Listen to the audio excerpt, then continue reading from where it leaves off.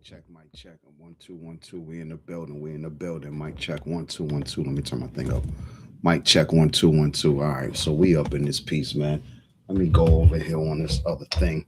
Like I always say, it need to be an easier way to share these lives without logging into all these stream yards and all that. But yeah, we late as hell, but we always on time. You know what I mean? The computer updated, man, when I was about to go live at 8 o'clock, but it's all good though. We in the building, sucker. Let's go, man. Get these beats started and shit. You know what I'm saying?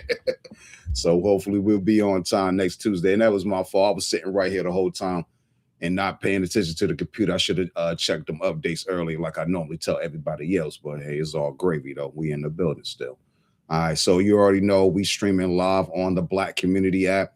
We are live on the blackcommunityapp.com, blackcommunityapp.com, blackcommunityapp.com, aka Funded Socially. You already know what it is. Just don't use the fundedsocially.com because that URL no longer exists. It's blackcommunityapp.com, blackcommunityapp.com. And yes, we are live on the Black Community app as well. And with that being said, yeah, we in a physical media room on Black Community app right now. I'm trying to see. Okay, it's just going to keep blinking that it's live anyway over here on the thing. But I was trying to see if we could just go live on the, let it be known that we live on the thing over here. Gotta go to Racebook real quick. Gotta go to Racebook. Gotta go to Racebook. Yeah, I've been looking at these DTF printers all day. Definitely need to get up on this, fam. You know what I'm saying? Been looking at these DTF printers all day, man. Definitely need to get up on this, man. Let me go back real quick over here. See the business of reason. Can I do this? Copy and paste this right here. Is it gonna let me copy and paste it from here? No, it's not gonna let me copy and paste it from here. Let's see if I can paste it from here. Yes. Oh, copy. Can I go back? Yeah, I've been looking at like these Epson DTF printers. What you call it? What's the MK printers or whatever the name of them is or whatever. They do like a lot of like industrial high garment type printers or whatever the case be. So it's like, yeah, I'm definitely looking at these machines, and it ain't not that much, you know. And these are automated DTF director film director garment printers, man, all in one.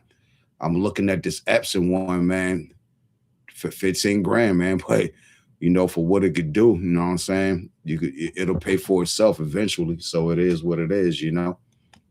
It'll pay for itself eventually. So it is what it is. All right, let me try going over here to these groups real quick.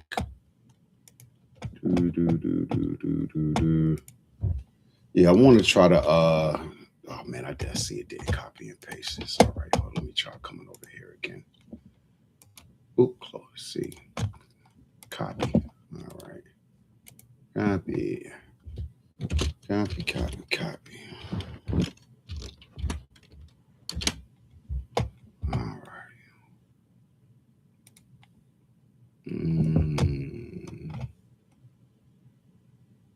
Yeah, this thing is slow loading up too, man. This thing is slow.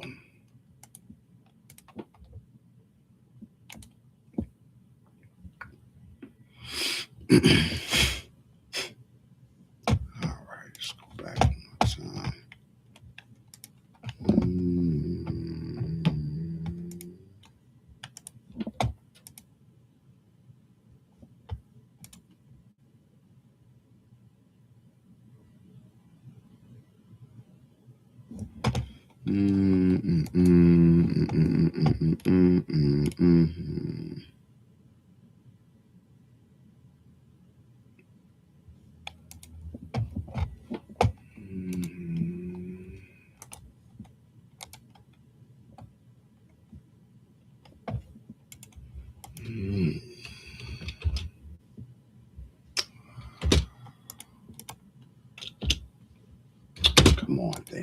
for real. Can't highlight in the group over here. That's trash. Just leave it be. Leave it be.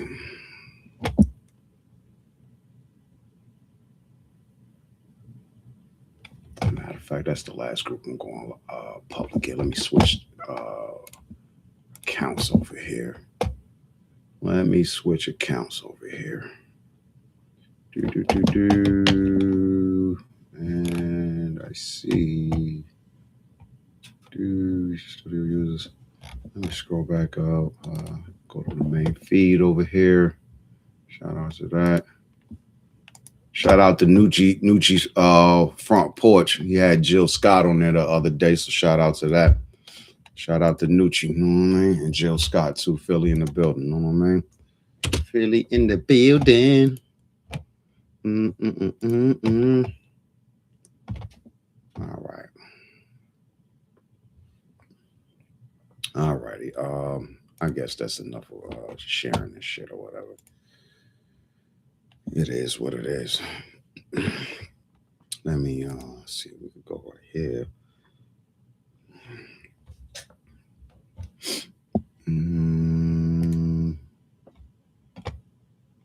Hold on one second, fam. I don't know what's up with the this network. Sometimes it just be slow. Just be slow. Oh, all right. We got a little echo, so okay, that means we are live over here. So let me click back out of that. I just wanted to double check that, and we'll just leave that open for right there. Let's see. We'll just leave that over for right there, and we'll go live right over here. It's Reddit X. Let's go right here, LinkedIn. So I believe I'm signed into there.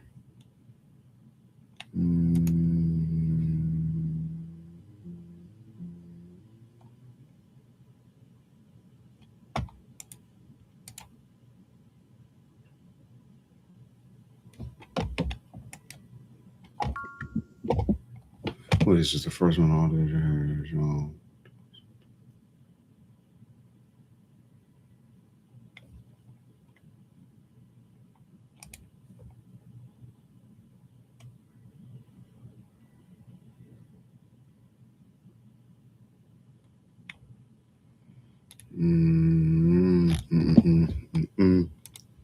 All right, we're not gonna waste too much time on this. Just gonna go over here real quick, and I'm gonna just post this thing on the Black Community app main page, and say we're live.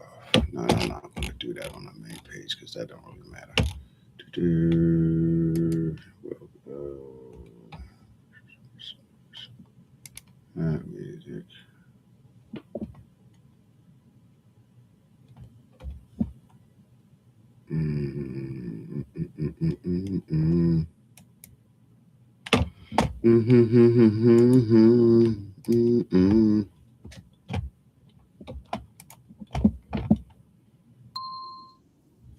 All right, so we got that out the way, and there's something else I just wanted to do real quick before we go over here and just start fucking with the beats. But I guess that's it. Matter of fact, let me actually open up this other YouTube right here. Hold on one second. Bang, bang, bang. Just to open it up for 1 second.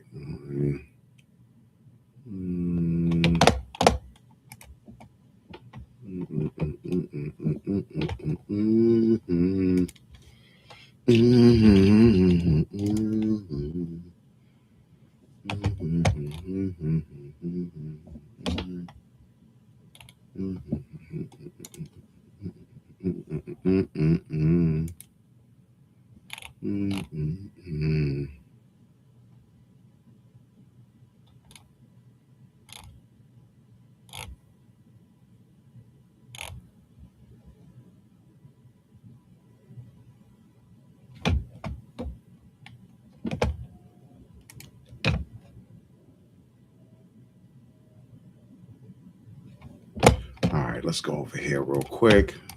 Let's look at this. All right. So before we get into any making stuff, let's go over here real quick to the YouTube studio and look it up a couple of these videos real quick. So basically, we just gonna play a couple of these videos just to familiarize ourselves with reason and try to get an understanding what reason is, and obviously, try to build a controller, man. You know what I'm saying? Specifically for reason, because the basic MIDI boards that's out, it has nothing to do with reason. That's the problem. Why, a lot of us do this impulse buying and buy a just a random controller like this Nectar LX61 Plus I got. It's never meant for reason in that sense. Just, Nectar kind of sold us a lemon in a little bit, if you really think about it in that way. We got sold the lemon because, a lot of us had to do like scripting for the Nectar, and you just don't work out, man. And then, you got all these other third parties like Akai, Toria, Native Instruments. You see the solvency Native Instruments is going through. And some of these third parties won't be around forever. And like I said, I stopped messing with Akai because they just wasn't keeping up with their drivers.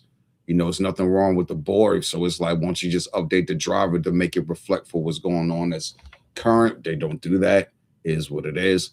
So it's like, you can't force the issue or whatever the case be, And the only logical thing that you could really do, you know what I'm saying, is pretty much try to go and build your own. Just pretty much go and build your own, you know what I mean?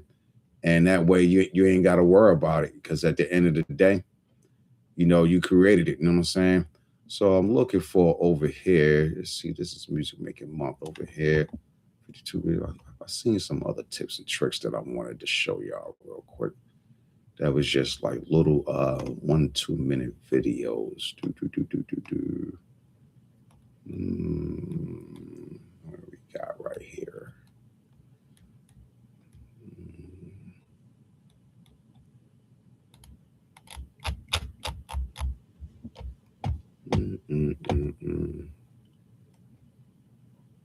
Let's record tutorials, recent micro tutorials. Nah. Let me see this playlist right here. Nah, this is playlist full of people. Not that. Could have sworn it was the 52 tips. Nah, a lot of these got 6 or 7, 8 minute videos up in here. What was the playlist I was looking at? That music making tutorials. That's not it.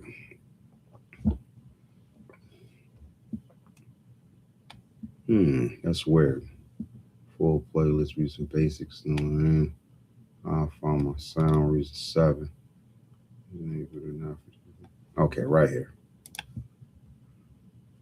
All right, we got these little quick making videos or whatever the case be from Reason, where it's like 1 to 2 minute videos or whatever. So we're just gonna look at a couple of these. Hopefully I don't get flagged because I'm on a public setting. So hopefully it just don't flag me over here. But it is what it is, man. You know what I mean? Let's check this out.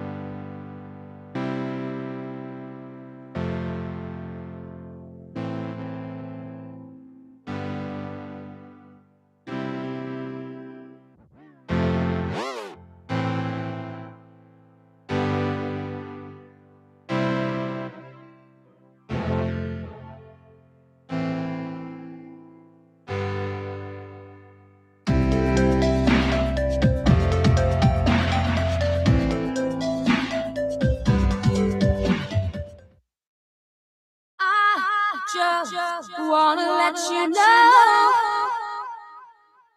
I just wanna let you know. I just wanna let you know. I just wanna let you know.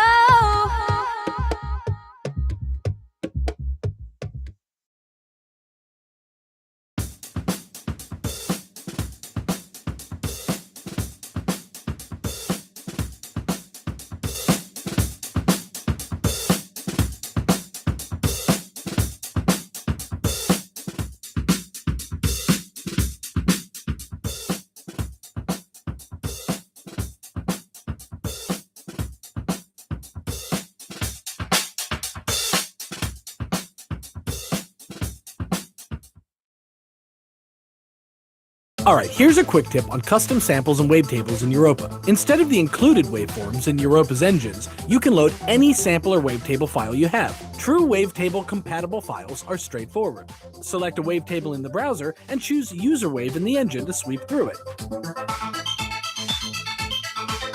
For any other audio sample you want to use, select the User Wave Smooth option. As we adjust the shape knob, we're moving through the sample. Whatever portion ends up in the display is the oscillator waveform that we hear. Over in the spectral filter, the concept is the same, but the sonic result is different. Here we have a simple pad sound. We'll load a drum loop sample in the browser and assign our spectral filter to the user wave. Moving the resonance knob sweeps through the waveform, and whatever portion shows up in the display becomes a complex filter resonance curve. Now you try it out with your own samples.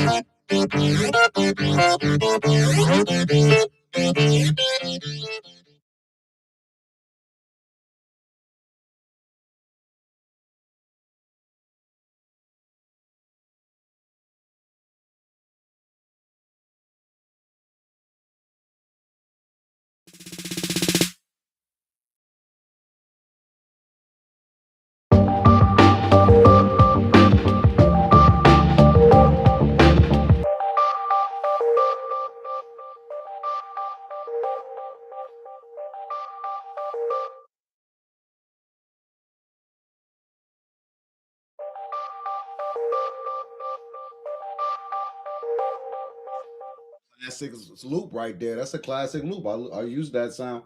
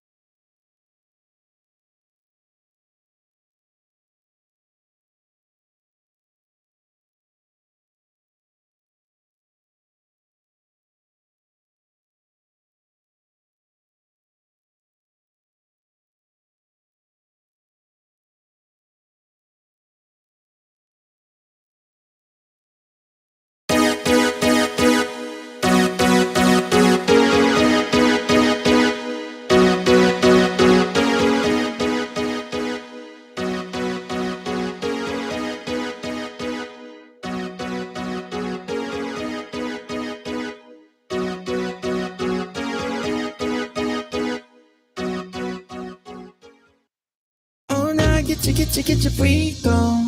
$7 billion street phone. Oh, nah, get your freak on. Hey, hey. And I can tell you there's some cold blood suckers in here. And I can tell you, there's some cold blood suckers in here.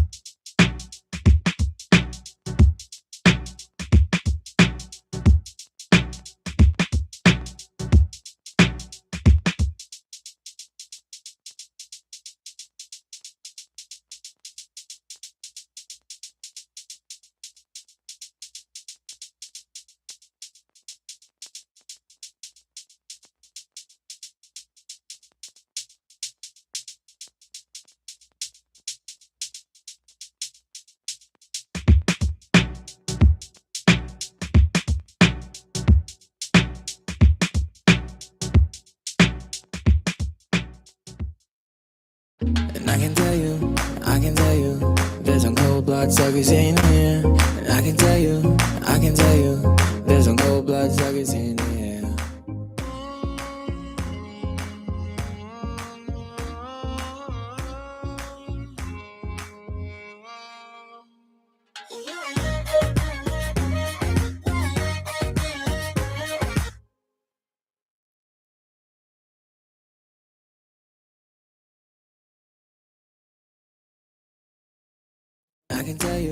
I can tell you, there's some cold blood suckers in here.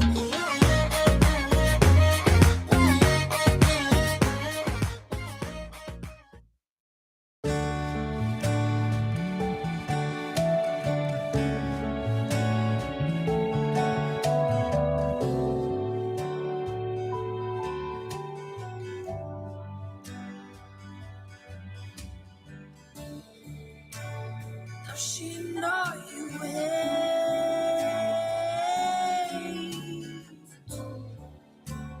When he rains, Do you plan to stay with her? Oh, your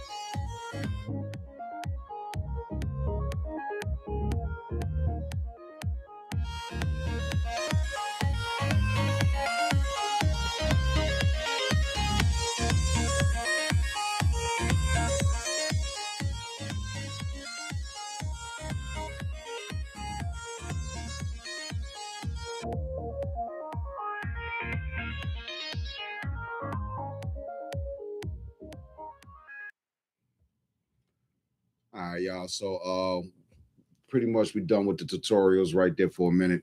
And like I said, it's just getting folks up in here. And if you want to come up and speak, I guess you could call a number that I could put in the chat if so, you know what I mean? Or you could come up to the Black Community app and get in the comment section over there just as well, in case YouTube be erasing the comments and kicking people out just as well. So I want to try to show y'all this building a Rebirth 338 controller, 90s computer music reimagine. Matter of fact, let's just click into it for a second. Hello, how's it going? And yeah, how's it going, mate? How is it going, mate? You know what I mean? This is Look Mom No Computer, and this guy right here definitely got the skills. Let me bring it back a little bit. Definitely got the skills to help us, in my opinion, build a Reason controller. You know what I mean?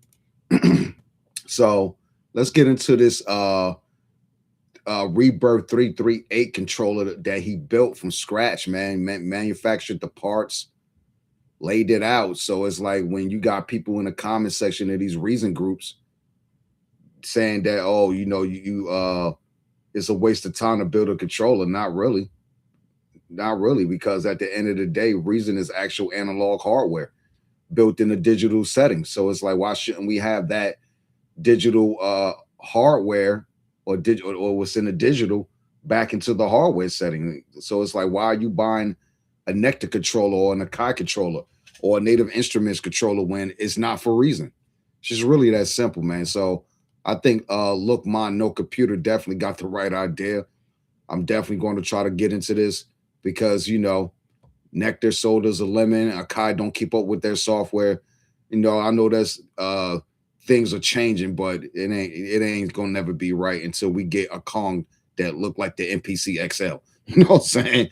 So it's like, hey, let's get on it, man. Shout out to the room. Shout out to the room. Share the room. Share the room. Share the room. Hello, how's it going? This story today starts a month or so ago when I was setting up the music computer room at this museum's not obsolete. It's basically a room full of old computers that are running old computer programs from Cubase, Commodore 64s, and there's some old Macintoshes as well running some old programs like Rebirth. Rebirth is a late 90s music software program that came out in 1997, I think it is. And Rebirth 338 version 2 contains 2 synthesizers and 2 drum machines and a handful of basically effects pedals. In essence, it's a really limited piece of music software, but that actually adds to its charm. When I loaded it onto the computer, I hadn't played on it in a while, and it reminded me how good and immediate it actually was. You load it straight up and you're able to start going. And in a way, it's sort of set up like how I would set up hardware synthesizers. It's kind of like got a setup that you can basically play live and make up stuff on the fly. And the fact it hasn't got too many options like Reason, which came after, and all of the other digital audio workstations, it actually makes it quite a fun and performative piece of software. And yeah, I found myself for about an hour or so just messing around with the parameters on the demo song and just having quite a bit of fun. Yeah.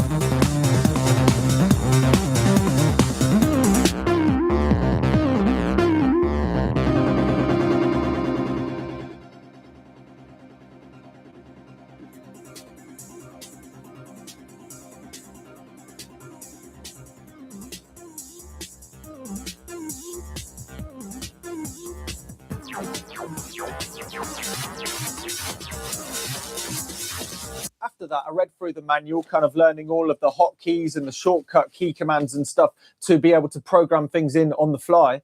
And I found out it was really well set up to receive MIDI commands, which means that every single knob and switch is assigned a certain MIDI note or MIDI number to be able to externally control them. That means that back in the day, you could have programmed the knobs and faders on top of your MIDI controller to be able to talk directly to the knobs in Rebirth. Of course, nowadays, this is old hat and everything seems to do it. However, unlike more complicated pieces of MIDI software, the note numbers are hard assigned to the knobs in Rebirth, which means the second Rebirth loads up, no matter what it's doing, it's going to be set up the same way as it always has been, which in essence makes it much more immediate, much like hardware synthesizers. It's worth noting that Rebirth also has a song mode, which means you can program songs into it, but it's a bit clunky by today's standard, and we're not going to be focusing on that. Instead, we're going to be focusing on Rebirth's live jam potential. When I was going through the manual, I did a Patreon live stream, kind of jamming it and trying to make things up on the fly and adjust parameters. Program the drums. Are you ready?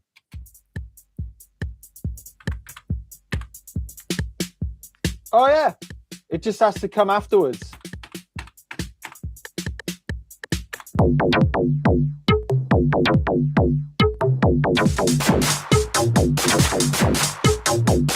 Let's go for an A on the lowest octave. Yeah, and then turn it on. So with any luck, that'll just be one note. Yeah, here we go.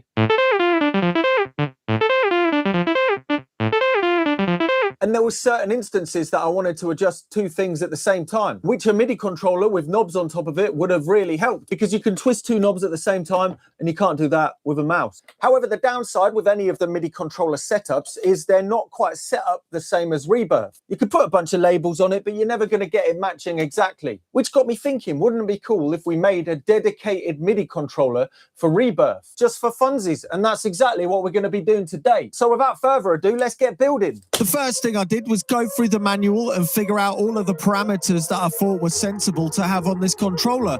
And then I laid out a bunch of knobs to try and figure out how to make it ergonomically nice and stuff. And it ended up being twice as big as I was expecting. So I had to use two panels. The first panel was mainly for all of the big controls for the volumes and the filters and stuff. Anyway, I started drilling all of the holes into the panel and sanding it down and then giving it a nice black spray paint, and then getting out the silver Sharpie and doing some doodling. That's how you do it. I made sure to write everything reasonably clear, but I've had to update it later on because I couldn't read some of my writing after a while. Then I put all of the components into the panel. These are the switches and the potentiometers that I'm using. Then we had to go over to the shop to get some supplies.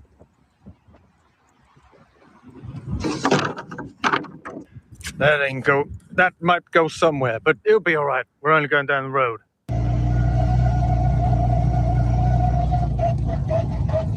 So yeah, it needed a custom case as well because it was quite a big project. The back of it was some offcuts that I already had.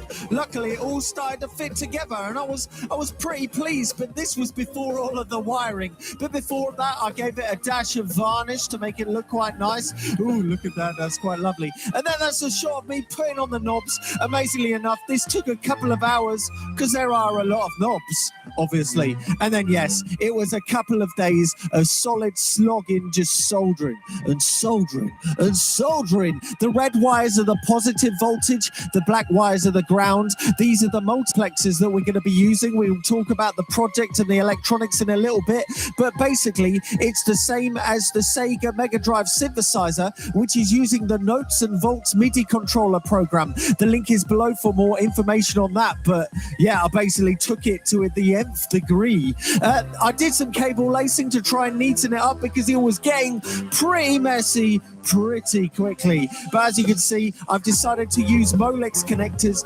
because it's all very ununiform panel, and I just like the way they look and the way they work. I really like the way to wire it like this. So if you have a better way, then do it that way, but this is the way I'm going to do it. Anyway, after that's done, we can start testing it. So I got out the iMac, and I also wired in the Arduino and downloaded the Notes and Volts example code. It's It's really a walk in the park if you do it this way. Follow the tutorials and you don't have to do any coding whatsoever. You just have to specify what multiplexers you have and what kind of MIDI designations they are. And then it turned into a bit of a faff because I had to get it talking via MIDI to the iMac. I tried this modern MIDI interface. It didn't work, so I went for the MIDI Man MIDI Sport 2x2. Luckily, this came with the driver as well as this nice Empowered Artist CD. We'll have a listen to that in a little bit, but we need to carry on trying to figure out this problem. So we plop in the CD that's got all the drivers. Look how cool that looks and how slow it's loading.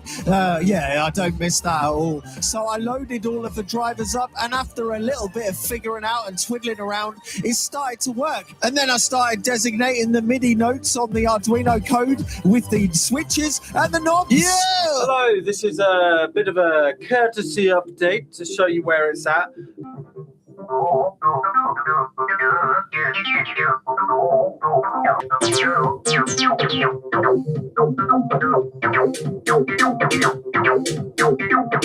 It makes this program so fun to use. We're not out of the woods yet. We had another couple of days of slogging and soldering for the next panel. And boom! Just sorting out all of the settings so they're actually matching up, but it's coming along. Oh, they don't like these ones. Oh, let's give it a go. Let's see what you think, Mr. Heinberg. MIDI interface.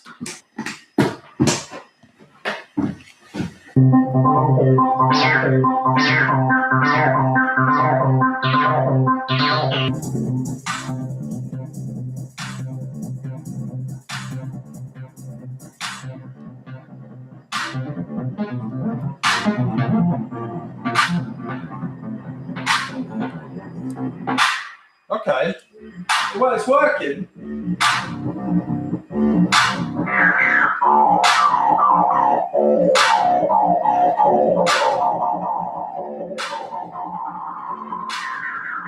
I think it's cool. Well, it needs a bit of work. There's a bit of figuring out to it, but it actually, I think it all seems to work. And then Terradrome. yeah, well, all I can seem to get is fall to the floor runner.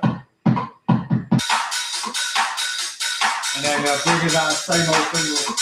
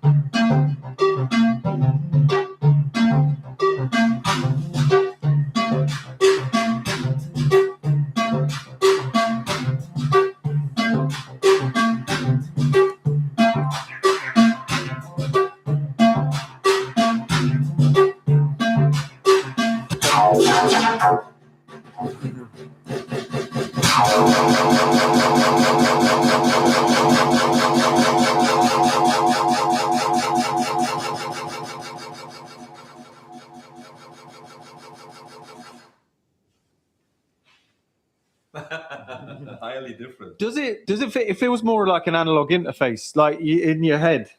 It does. It does. Of course, I still hear the same sounds that I heard before. So that's the same thing. So like, I remember this and So, but you can go to different places with this. Yeah. Especially like doing less. I was trying to, with all the patterns, doing less and less and less and less.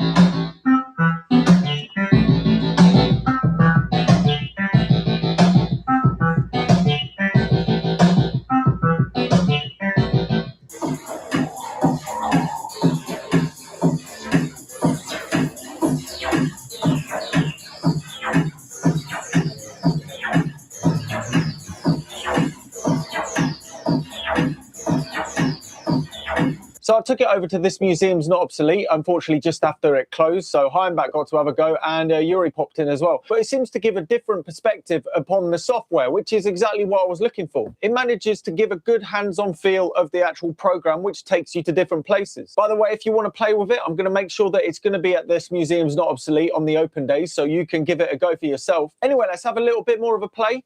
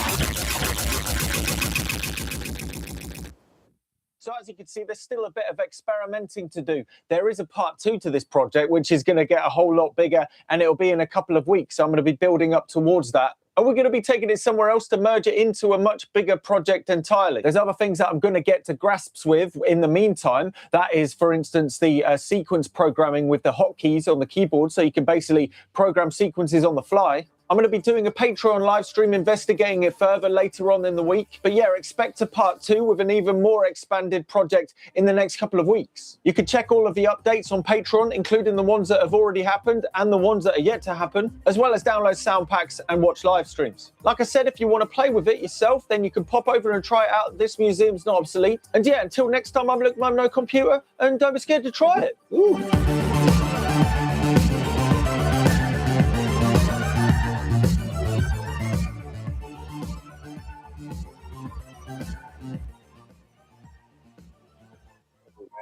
You know what I'm saying? You feel like, yeah, but it was right. You know what I'm saying? We should definitely try to build it. Matter of fact, let's stop right here real quick. I think we should definitely try to build our own controllers, man. So you already know. Let's go down to the what you call it, and look at this. I built Rebirth for real, and this happened. You know what I'm saying? And I think this is the other Arduino dude that do be doing the Arduino controllers or whatever. So we'll look at that in a second. Hold up. So let's scroll down for a minute. See what we got here. So you already know. Shout out to Look Mom No Computer. Definitely gonna try to holler at you because I want to get it done. Forget what anyone else talking about. They don't want to see a Reason controller. They don't know what the hell they talking about.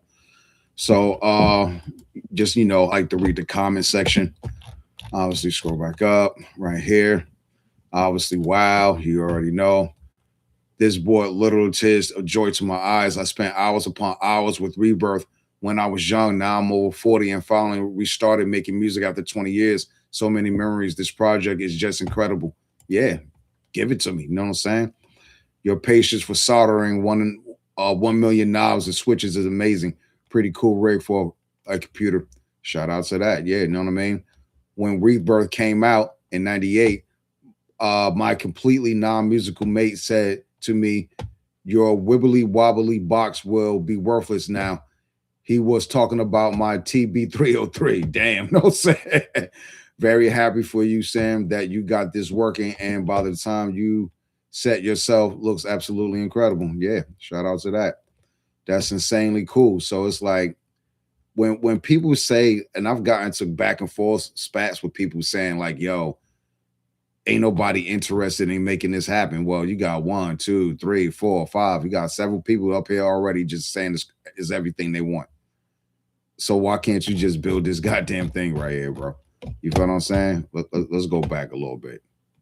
Let's go back and see if we can see it in like a bigger format. Open days, so you can give it a go for yourself. Let's go back. Why can't you build this thing right here? You know what I'm saying? Come on, man. You know what I'm saying? Can we go back to the beginning right over here? Let's see. Can find something. Nah, I ain't got no extra decent pictures of it. Let's see if we can go a little bit better. Yeah, right here. Why can't we build this 33.8 right here? You know what I'm saying? You mean to tell me we can't build this thing right here, B? Come on now, you know what I'm saying? I'm about to get on this shit, bro. We need to just make our own controllers, man. Straight up, man. Just need to build our own controllers, yo. Straight up. Roller needs to resell a Rebirth groove box. Yeah, don't give Roland no credit because remember it was the father, Roland, the actual creator, that gave Ernest the okay to do Rebirth. But when he passed, the father Roland, you know what I'm saying, the OG, his son was on some douchebag shit, you know what I'm saying? Where Propeller Head saying we can't use the thing no more, and that's when they had to discontinue Rebirth, even though Reason was already out. But instead of being dickheads, and look, that's one of those stories that honestly need to be told right now. Why was Roland the son such on some asshole shit with Ernest about Rebirth when that shit was out all that time? It was, it's underground legendary. So when you saying it's intriguing, didn't Roland give Ernest permission? They was cool, you know what I'm saying? Roland the Pops didn't have a problem with it. And Roland ain't never ever tried to like make amends with Propeller Head in any weird way, you know what I'm saying? Like, hey, yo, let's try to make a rack extension that's straight Roland and turn it into a product we would have bought it. But he was just like, fuck that. That's why I don't support Roland in the sense of like wanting to ever buy their products because of that. But I do want that Phantom. I ain't gonna lie, that thing is badass, yo. That Phantom, yo. The one all black with the red trimming. Ooh, that thing is fires. You know what I'm saying? Matter of fact, Bolo got it right there. And that's it right there. Speaking of it, you know what I'm saying? So yeah, man, I think this is possible. Forget trying to buy some other controllers and all this other stuff. It don't matter. You know what I'm saying? What's this? How Rebirth changed me forever. Matter of fact, let's get into a little story of Rebirth. And what is this? How I modified the tape? Well, I think we got that already in the mix. Hold on 1 second. Let's see what else they got over here. Look, somebody built a DX7 box. That's crazy. You know what I'm saying? That's crazy. What is this? Modifying a 45-year-old.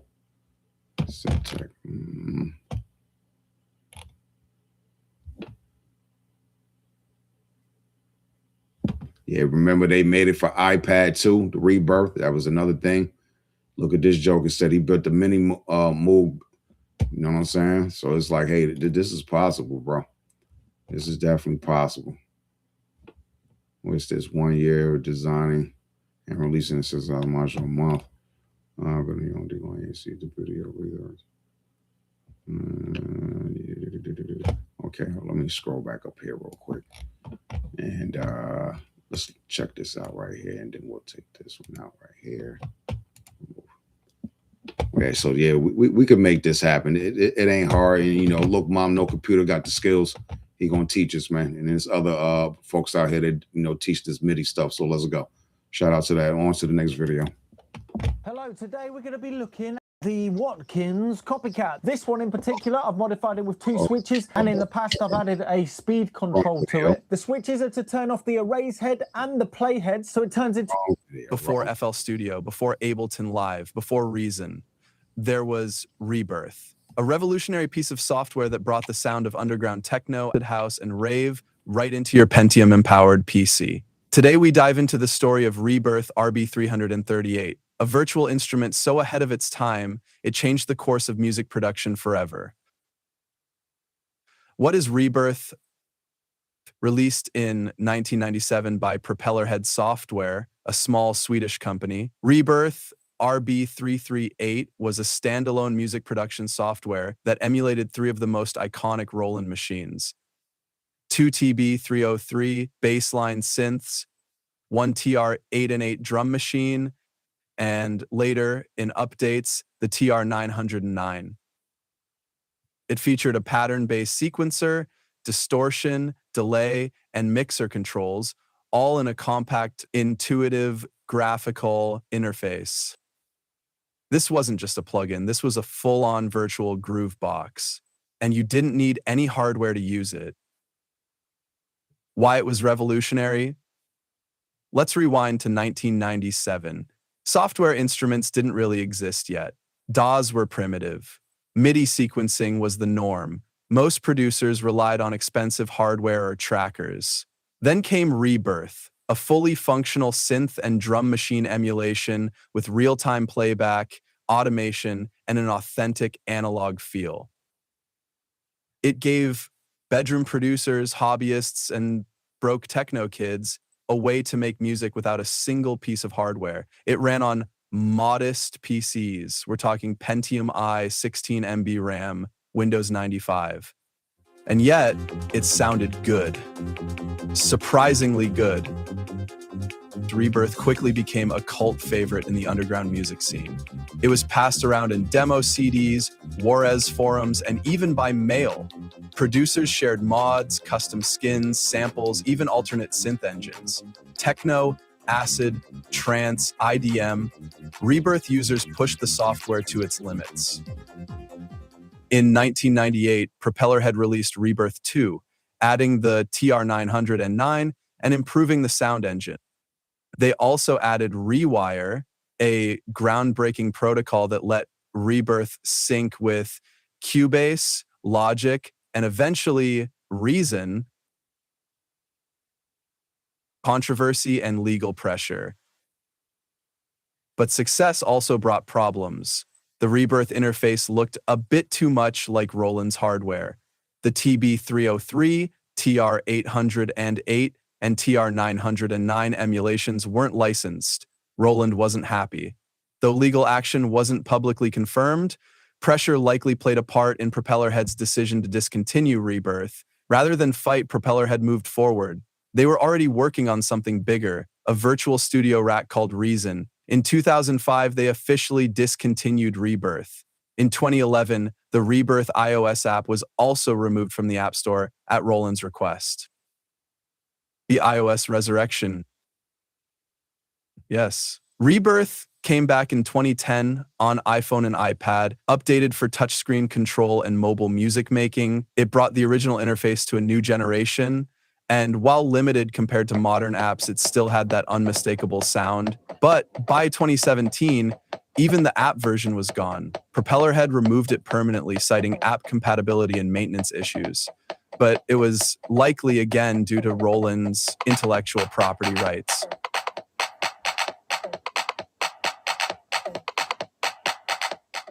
Legacy and influence. Despite its disappearance, Rebirth's legacy lives on. Here's why it was so important. It pioneered software emulation of analog synths and drum machines. It showed that music production could be fully digital, no racks, no wires. It inspired the entire soft synth industry, from Native Instruments to Arturia. It directly led to Reason, one of the most powerful DAWs ever created. Many DAW users today take drag-and-drop sequencing and virtual instruments for granted, but it all started with ideas born in Rebirth. And that raw, squelchy 303 emulation? Still better than some plugins today.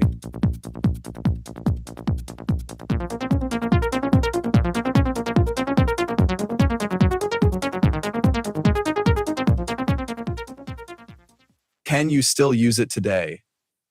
Technically, yes.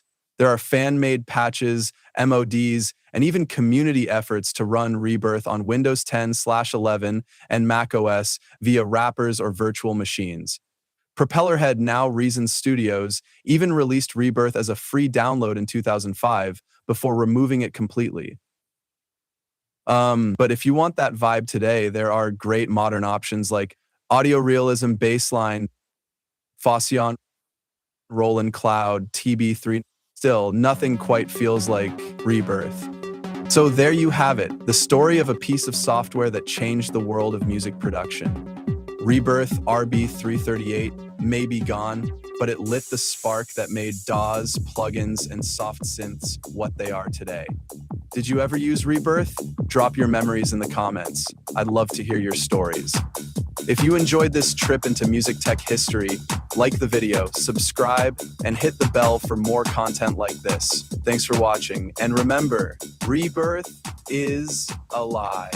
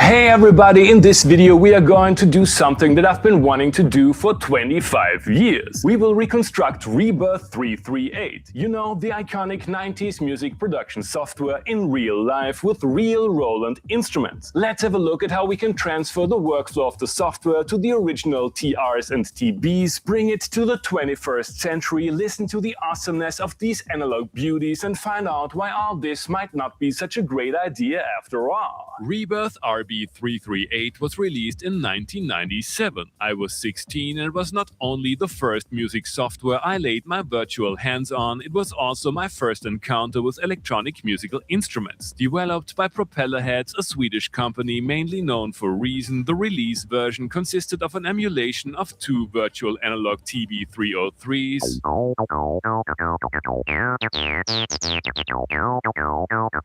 and a sample-based TR-808. They later added a TR-909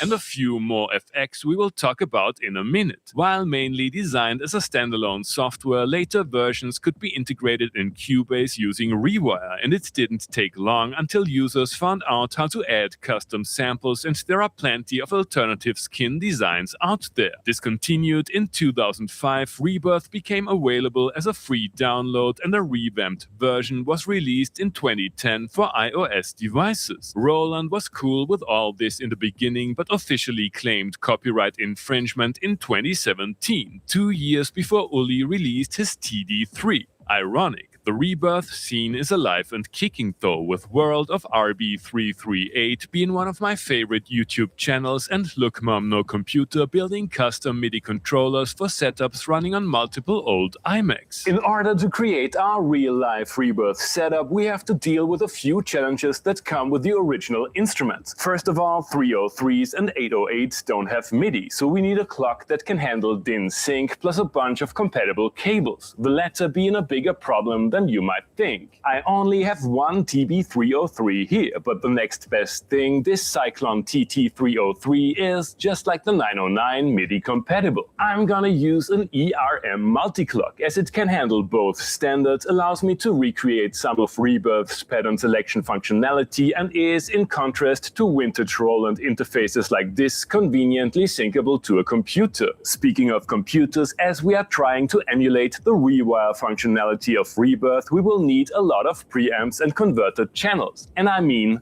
a lot. Admittedly, an old Boss mixer would be more late 80s, early 90s techno, but that's not what we're going for today. I'll try to keep it below 24 tracks, so I decided to internally sum the TR toms to a mono channel each and record everything else to discrete tracks in Ableton while creating a monitor mix in RME Total Mix. Time to put all this together.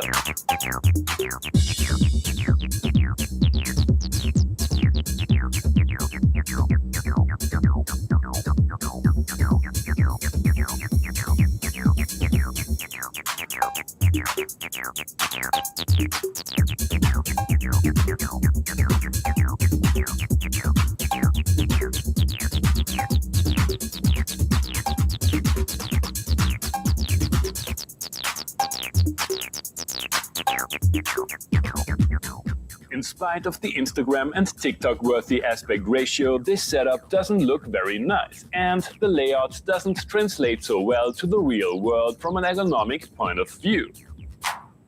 Much better. The mix was also dry as a bone. A lot of the trademark Rebirth sound comes from the 4 built-in FX, a filter with its own preset sequencer, delay, distortion, and a compressor. Let's start with a PCF or pattern-controlled filter. My first impulse was to use Roland's very own EF303 as a hardware equivalent, but mine is unfortunately broken. I opted for a Moog filter pedal modulated by a Beatstep Pro Wire CV.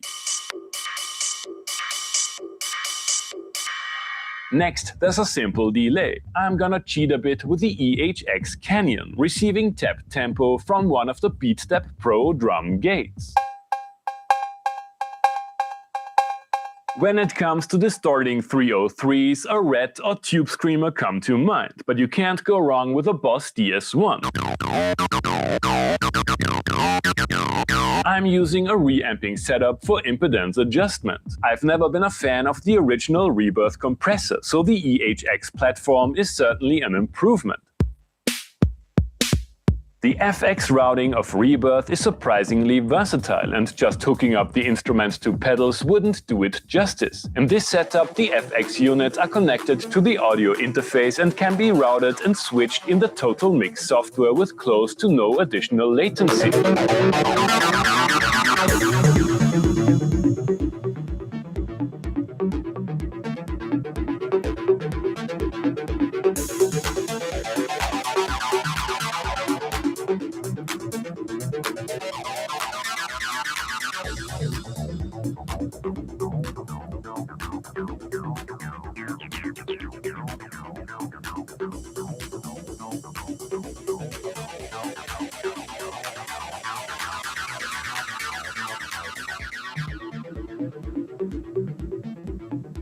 Just in case you were wondering where all these vintage instruments come from, this is Feedback Underground Studios right next to the famous Ferris wheel in Vienna you might know from The Third Man. Melodramatic. Thanks for giving me access to this absurdly awesome collection. It would have been really interesting to compare this real-life retro rebirth setup to the software original, but I'm not aware of any legal and, much worse, convenient way to run it on contemporary computers. Sure, all its components are now available on Roland Cloud, and you can create a similar setup in more or less every DAW, but in my opinion, it's just not the same, given the fact that nobody cares about intellectual property in music technology anymore anyway. I would say it is time for Roland to set Rebirth free. Thanks for watching and see you next time. Hey everybody, I hope you enjoyed this video. Feel free to like, subscribe, become a patron and leave a comment what other kind of non-bad gear stuff I should do on this channel.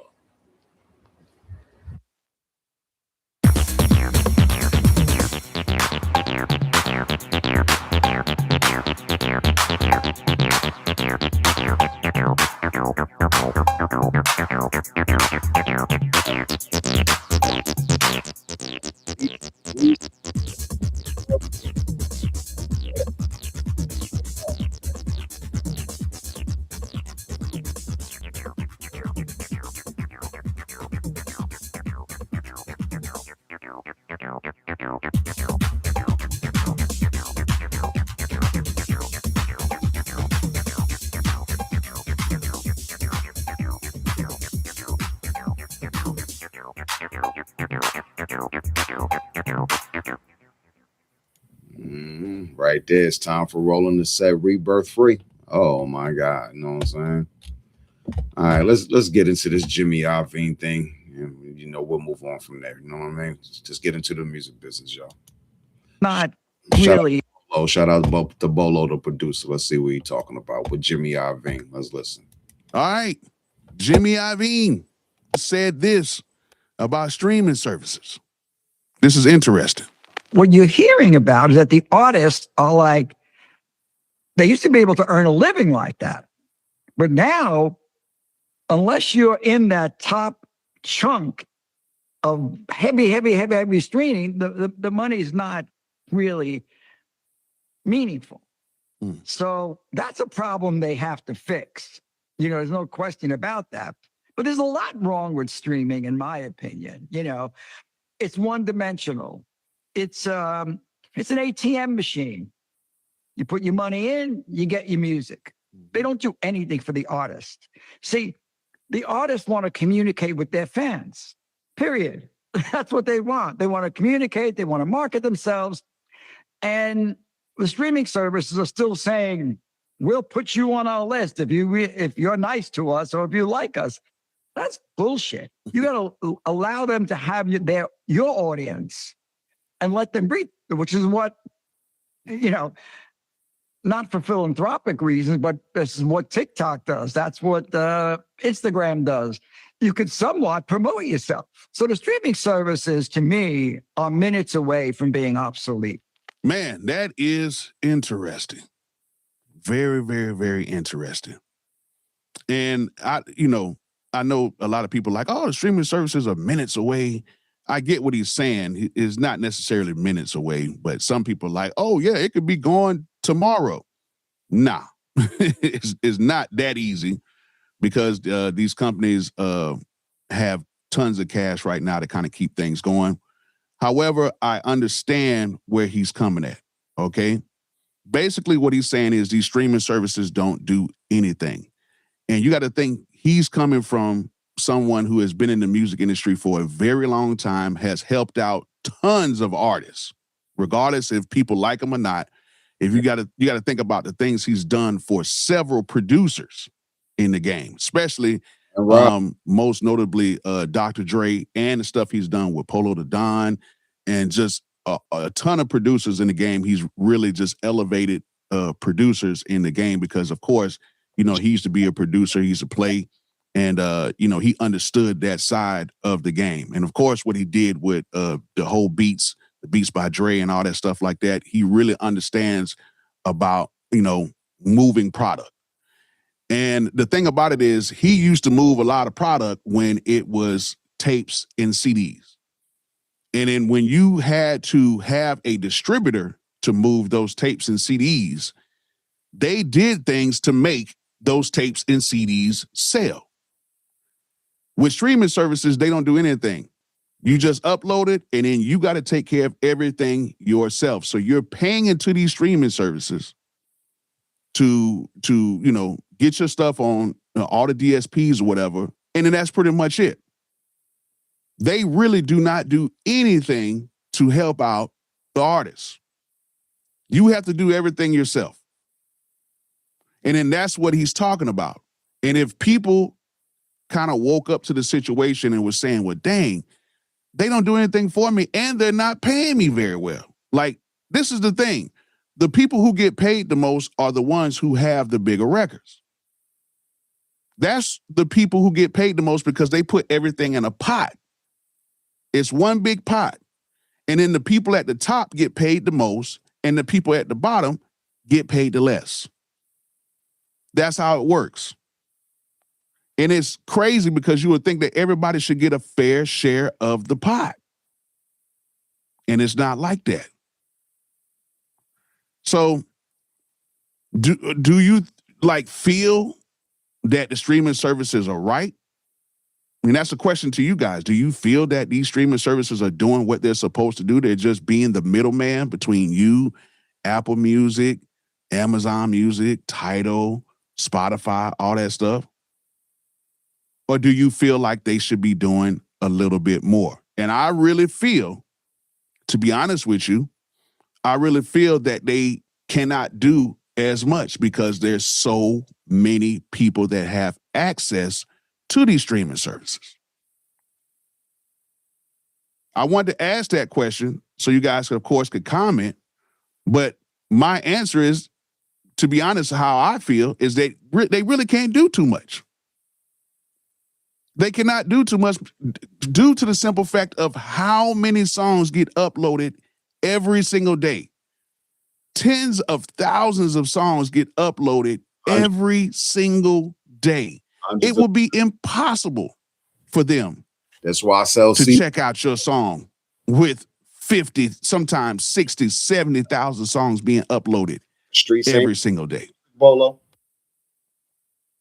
That's why a lot of artists, even artists like La Russell, they got to go ahead and sign to do some type of distribution deal. They have to do some type of deal with somebody to get their stuff positioned the right way. And that's why I try to tell people right now, if you are trying to really make some money off this streaming, like real sustainable money, you're going to have to sign with somebody. I wish I didn't have to say that. I wish I would never have to have said that, but you're going to have to make some money. And I know some people are like, well, I could just do physical copies. I can make my physical copies and I can sell my physical copies. Yes, you can. But you're going to have to pay for those physical copies. You're going to have to pay for the production of those physical copies. Right. So what? So what, bro? So well, what? I could just pay to do the digital downloads. I could just do the digital downloads and I'm straight. Yeah, you're going to have to pay for that. So what, bro? You got to pay for your website. You got to pay to have somebody to host that website so people can buy those digital downloads for them to store on their phones like that. You getting a return, and you don't need to have your own website nowadays. You go do Patreon. Like, come on, bro. You know what I'm saying? You feel me, man? You know, you could go build your own network for pennies on the dollar nowadays. You could do other things like eBay, Etsy, OfferUp, all this other stuff, and send people the file straight through their email after they pay you, yo. This ain't even rocket science no more. You know what I mean? The physical media side, every 1,500 streams equals one album sale. But I could get 1,500 CDs pressed, even if you had to go to a place to get them pressed up and it ran you over $1 and some change a CD. You selling the CD still for $5 bare minimum, 2 for $5. You getting your money back. Why you looking for the big long haul? The whole purpose is to go get another rack of CDs and go back out there and hustle again and keep continuing on with that and have new music new CDs, build your own customer base, get people's number as you sell and talk to them, email addresses. Hey, come over here. I'm on whatever social media, whatever. blackcommunityapp.com, blackcommunityapp.com, newstotal.com, Kai Productions. Look me up. You know what I'm saying? This ain't rocket science no more, man. The streets ain't flooded no more, man. The streets quiet, man, with the music, yo. That's why you don't hear nothing good.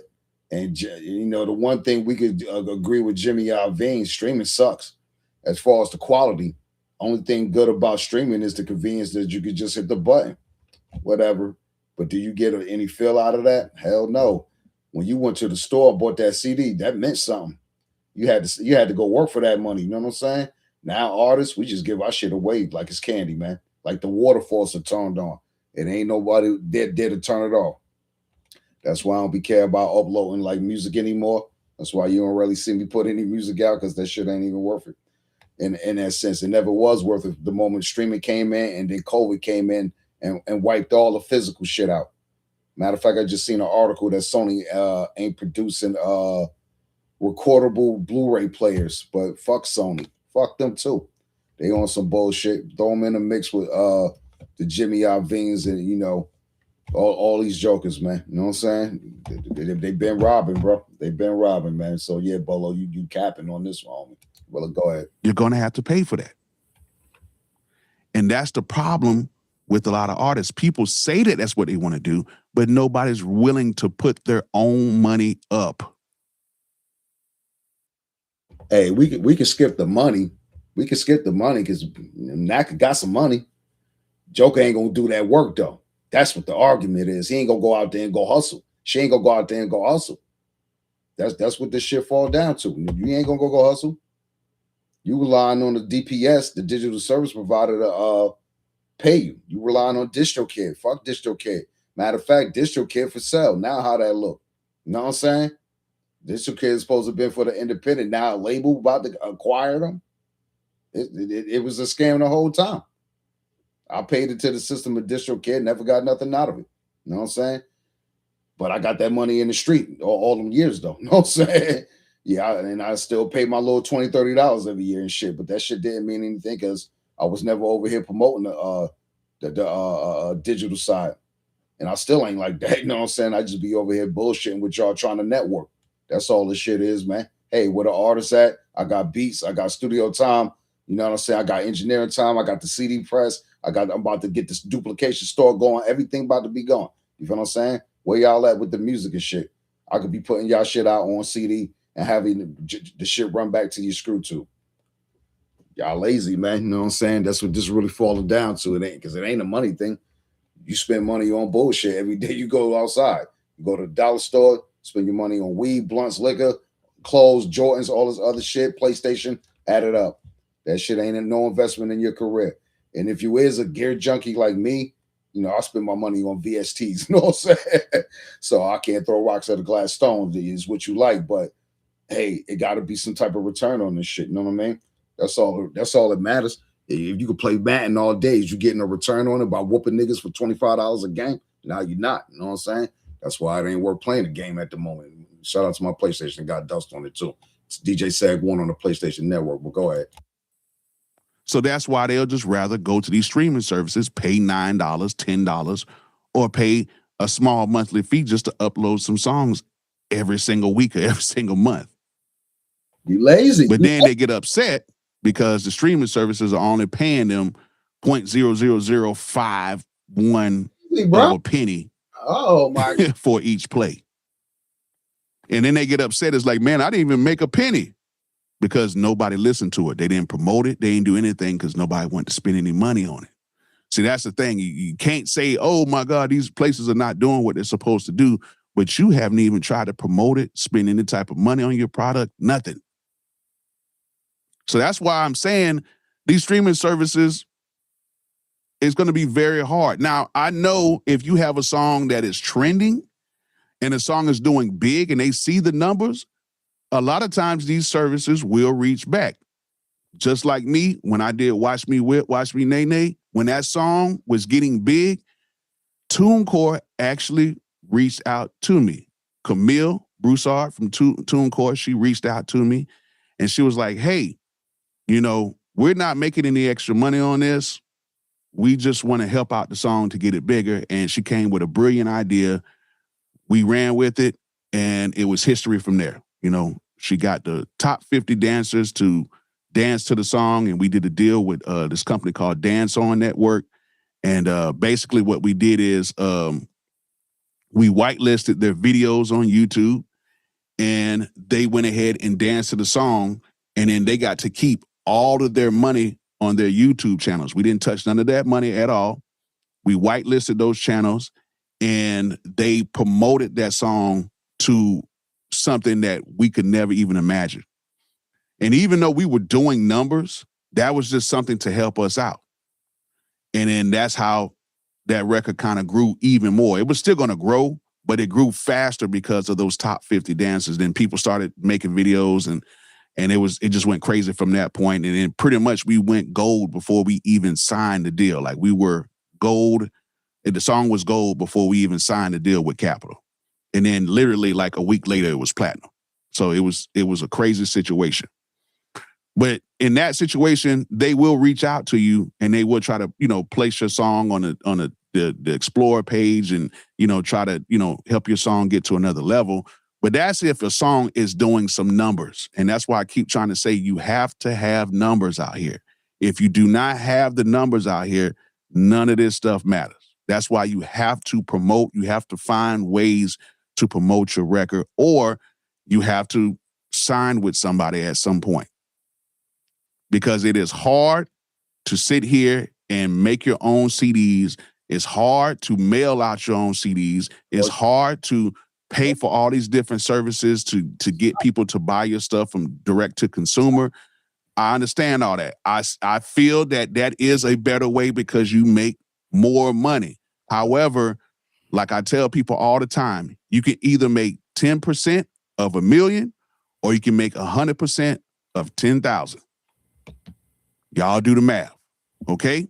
No, it ain't. But these streaming services right now, I'm gonna be honest, they do need to do a little bit more. They do need to do a little bit more if they can, but it's gonna be very hard to touch everybody because of the amount of songs that are being released. And yes, if the people do decide to revolt and they say, hey, we're not doing this anymore, then yes, they can collapse. And my question to you is, do you want them to collapse? Do you want to see the streaming services collapse to where now you have to go back to selling out of the trunk, to where you have to do hand-to-hand combat, which a lot of you artists do not want to do that. A lot of y'all don't want to do any hand-to-hand combat. Trust me. Yeah, I was out in them trenches back in the day, sitting out there for 5 or 6 hours trying to sell 5 CDs for $10. Like, I did that. I did that.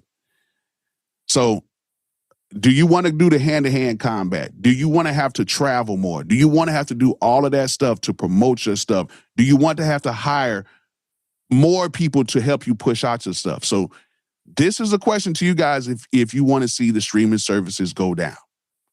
And give me a good explanation of why, and tell me what you would do to sell your product and to get it out to the masses. But yeah, this could be crazy if the streaming services collapse, because it could be a huge reset for the music industry. And you never know, that might be something that we may need. Yeah, we don't need them. You know what I'm saying? To be honest with you, you know what I'm saying? We don't need them, bro. You know what I'm saying? Straight up, bro. Yeah, I definitely want to debate you about that one, bro. You know what I'm saying? Because everything you said over there is cap, because I'm still doing it, bro. I'm still pressing the CDs. I'm still bagging them up. I'm still delivering them by hand through the mail. It's easy. You know what I'm saying? I've been looking at the t-shirt game all day about these DTF printers. Matter of fact, we might have to look at some of this now. You know what I mean? This stuff is easy, man. Manufacturing is where it's at, y'all. This is why we're not making money in the music business, because we too busy. And if you watch my video, no jobs in the music industry, go watch my video, no jobs in the music industry. Come on, fam. Look at all the stuff surrounding the tariffs. AI, jobs, blah, blah, blah. Those that got skills with their hands will be in demand. So if you make manufacturing something that's a product, somebody gonna buy it, man. You know what I'm saying? Somebody need a job at that place that do manufacturing. This is not a test, you know what I'm saying? So it's like, yeah, I definitely want to debate you on that one, Bolo. You know what I'm saying? Yeah, good video though. Shout out to you though. Shout out to Bolo, the producer. Come subscribe and hit the like button as we say. But yeah, I definitely want to challenge on that one. You know what I mean? Definitely want to submit it though. You know what I mean? Let's go over here real quick. Knock that mini play out. Yeah, let's go back over here to our little MIDI situation we trying to do, man. So it's like, you know, we need to find a way to build this little rebirth thing, man, and get it popping, man. Real talk, yo. Let me go over here real quick and try to see Reason Controller, yo. Just, controllers. Let's see. Let's see. Let's see what pop up. See, the only controllers you really got is like, you know, Kai. I don't want to buy their controllers no more, man. You know what I'm saying? We need to make our own. You know what I'm saying?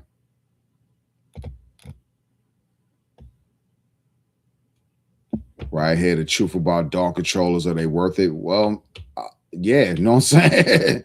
But what I'm talking about is actually building an actual Kong, an actual Thor, you know what I'm saying? An actual Europa, you know what I mean? A real Dr. Rex, like, oh shit, and this shit works, you know what I mean? I don't think it's that hard, and put it in like what they call it, you know, a rack, and this, what is it, like a 909 rack or whatever they call it. Put it in like, and I ain't even talking about the drum machine. I think that's the size of the rack, like a what is it, like a 505 and a 909 or whatever they got, type racks or whatever they call it. You know what I'm saying? The size of it. You know what I mean? I could be wrong. Somebody quote me in a comment section, but basically we could just have our own stuff, actual emulation lookalike hardware controller or whatever, and it could be an actual real Kong too, like the fucking NPC XL. Why not? Why ain't Reason and never try to get their hands into this hardware game of the actual instruments they make and turn them to real hardware? This is where they failed at, in my opinion, as well. Or at least tried to make the controller equivalent and find a way to like put it in a rack. Yeah, we know we digital, but we want to be hands-on too. It ain't all about the software. Where's the hardware at, man? It ain't all about the software. Where's the hardware at?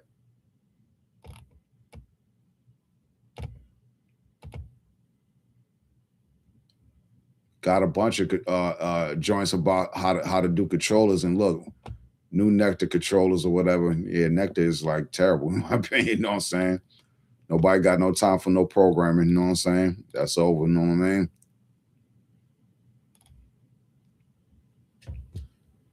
I was thinking about getting a MIDI lab when it first came out. So now it's 3 years old. Matter of fact, let me look at this. You know, let me see. Let me see. Top 3. Let's dive in.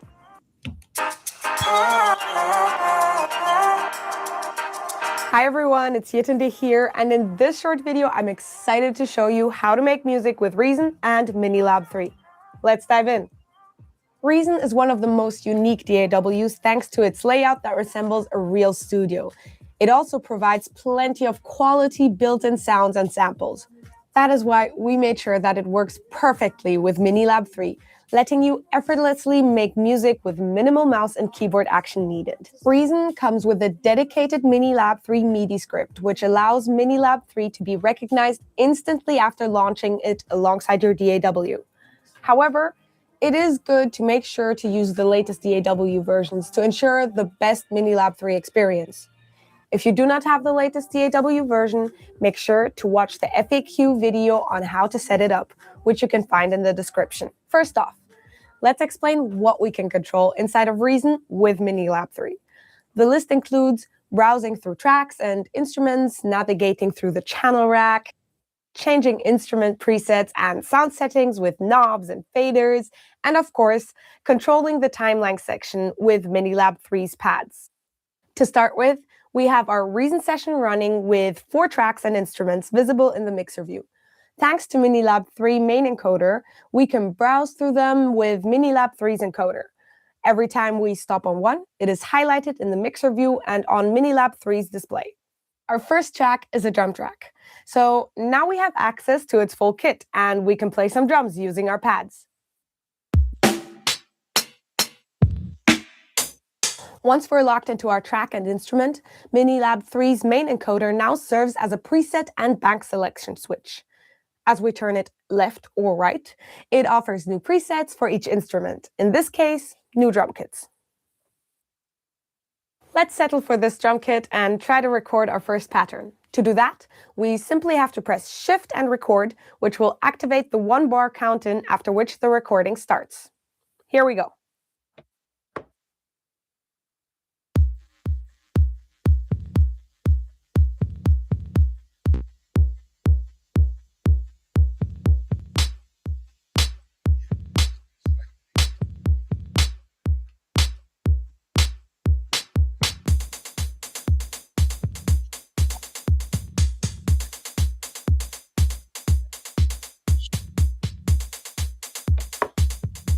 Once the drums are in, we can press the main encoder again to exit preset selection and navigate to another track and enable Analog Lab V. Now we're ready to record.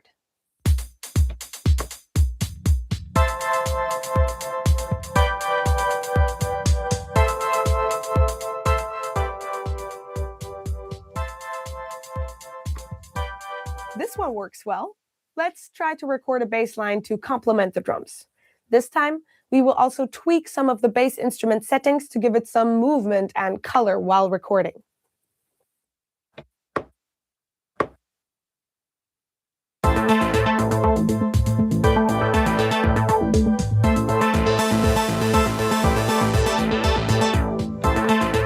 Now let's find some keys that work well with our drums and bass.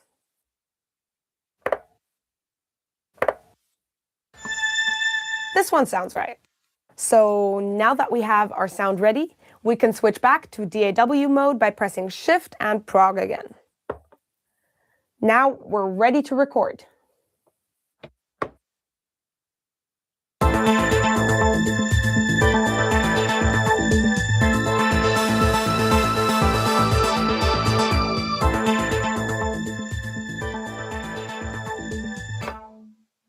As a last touch, we can also set our channel levels and stereo panning using Minilab 3's faders. This will help mix as you go when working on a session. Okay, that's really it. Hopefully this video demonstrates how quick and easy and fun it is to use Minilab 3 with Reason. For more detailed information on Minilab 3 and how to use it, make sure to watch the rest of our how-to videos on our channel. Thanks for watching and see you soon. Yeah, that doesn't really control Kong in a way, or the monotone bass. You know what I'm saying? Like, we want that actual hands-on hardware. So it's like, why would we ever buy that? You know what I mean? Somebody need to get Behringer on the phone. You know what I mean? And look, I fuck with Arturia and shit. Shout out to them, but I don't see myself buying a Keylab. But let's go over here to their channel and see what's going on though, because they do got fire shit. You know what I mean? And look, that Astro Lab 37, I definitely want that because that shit is sexy. You know what I mean? Straight up. Let's see over here. Take Astro Lab. To the Keylab. Okay, 3. You know what I'm saying? So, let me look at this thing right here.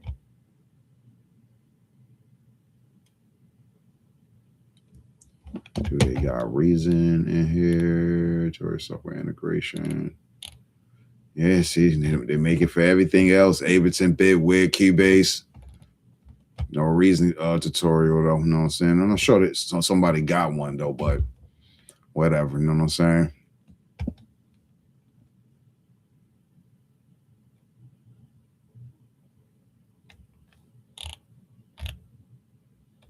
Let's look at the third-party plugins video. Hi, it's Lana here, and in this video, I'm going to show you how to map Keylab's knobs and faders to your favorite third-party plugin. Let's dive in. The process differs for each DAW, so we will go through them one by one, starting with Ableton Live. First off, make sure your keylab is connected to your computer. Make sure you're in the user mode. Now drag and drop your favorite VST plugin onto the MIDI track in Ableton Live. Then double-click on the track, unfold the Configure button, and click on it to enable MIDI mapping. Now click on the parameter that you want to control, and then touch a knob or fader that you want to control it with. From now on, the parameter will be mapped to the knob or fader on the keylab. You can map 9 knobs and 9 faders, so in total, 18 parameters. Plus other controls that can also send MIDI-CC information like pads or buttons. What's really cool is when you touch the knobs or faders, keylab screen will display the parameters that these control. These settings will be saved in your Live's project. However, if you'd like to save them on the keylab itself, make sure to use the user mode. Now let's talk about Bitwig. To create your own custom mapping in Bitwig, follow these simple steps. Make sure your keylab is connected to your computer. Drag and drop your favorite third-party plugin onto the Bitwig's track. Now in the bottom right corner, there's a little hand. Click on it and it will open the mappings panel. The Instruments toolbar displays multiple parameters that you can control. Yeah, I'm gonna stop this right here because again, they're just talking about all the other dolls, not showing Reason any love. It is what it is, you know what I'm saying? And look, KeyLab's still a nice ass keyboard, you know what I mean? I'd love to have it either way, but we're not buying it though, man. We're not buying it, man. Well, let me see if we can go back again. We're not buying it. Can I go back? No, it's not letting me. We're not buying it. Let's go Reason controllers again. Let me see. Let's see. Recently uploaded. Let's see if this mic got something up there, man. Nothing. Let's see. Unwatched.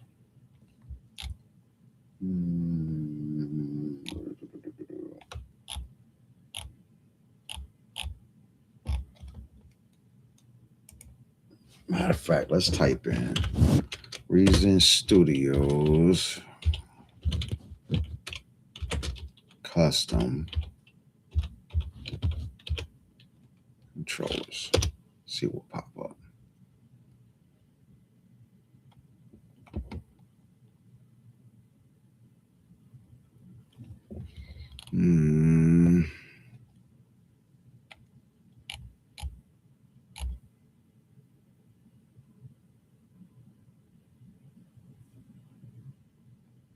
This might be interesting right here. Custom map, MIDI controller, and Reason 12 edit. This tutorial. Reason and Reason 12 shows how to connect your MIDI controller to as many as 32 knobs. Well, we'll get into this later right here. Let's add that to a playlist. I'll put that in my rack extensions. Orange MIDI controller for Reason. Let's look at this right here.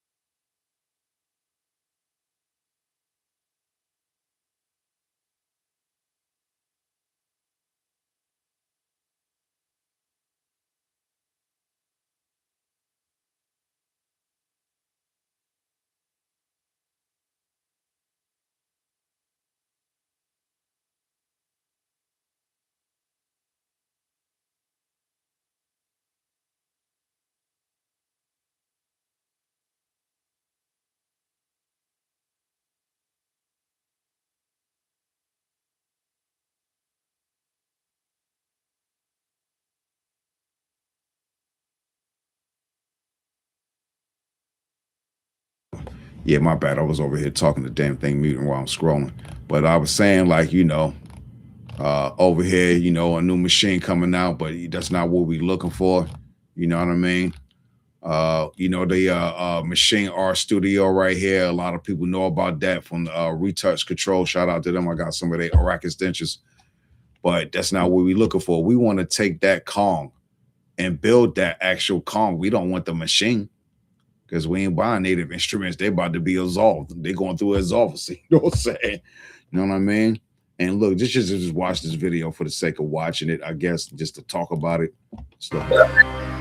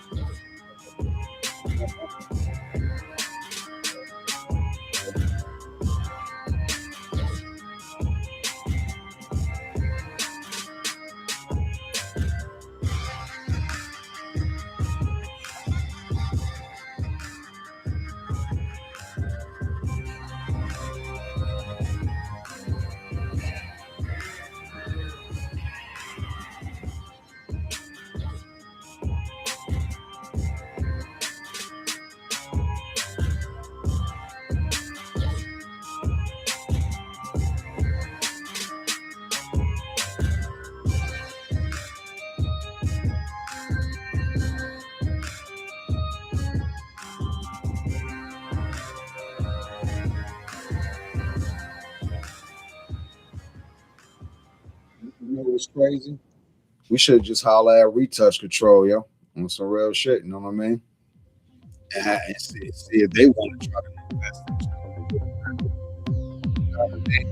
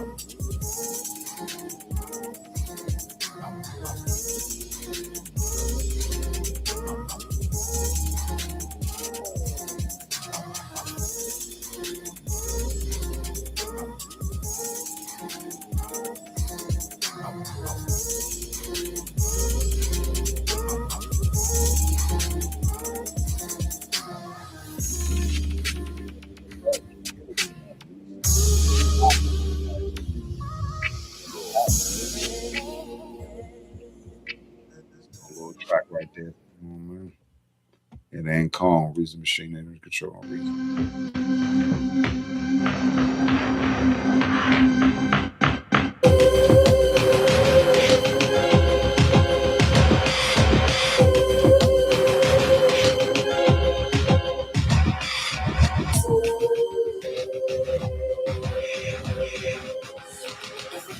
You will go like I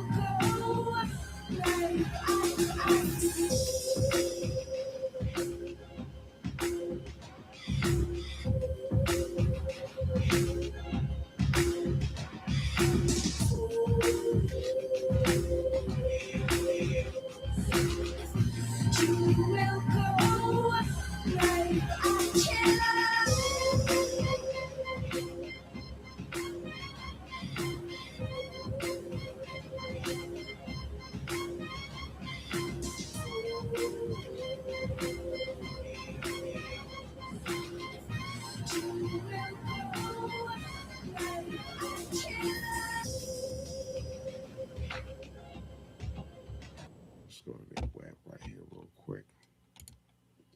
Let's go to their website real quick. You know what I'm saying? Look at their web real fast. Going over here. Knock that out. Let's go to their web real quick. And you can see. Okay, we on. Yeah, so let's look at it. Products, Machine R.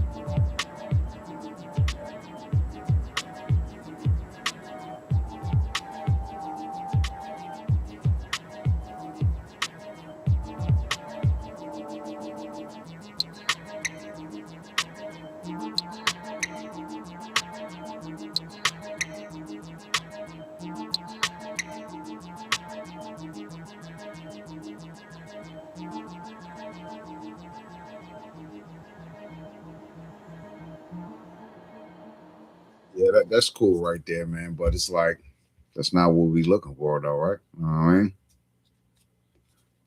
How to use machine in any DAW. And look, I'm pretty sure, you know what I mean? This the other dude. I think he was trying to explain the same thing. That's 16 minutes, that video. You know, the whole argument is like, you know, to get the actual Kong and have an actual hardware control of that shit, you know what I'm saying? But it seemed like this is like the closest we're going to get, though. You know what I mean? Matter of fact, this is the one for the MK3 and the M Plus. I'm not sure what is that. What's the M Plus? I guess that's the last Machine Studio. The Studio Plus, right. That's the standalone one. Let's see. And they got it for the MK1 and 2, the Studio, and the Micro, and the Jam, and the Micro 1 and 2. And let's see what extras they got. Okay, that's the custom combinators they got. Requirements, you know, works for Windows 7, 8, 10, and 11, Mac OS X of 10.11.6. And yeah, well, you know, you Mac guys, go ahead, help yourself with that one. You know what I'm saying? Word up. You know what I mean? Help yourself.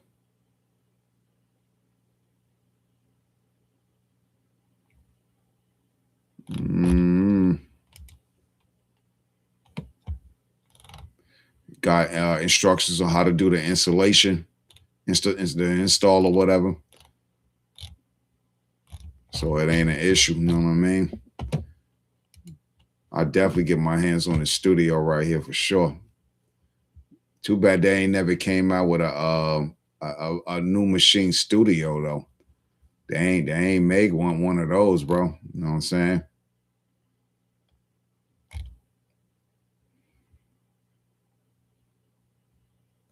Matter of fact, hold on. Let's see. Go back over here. Retouch, resync.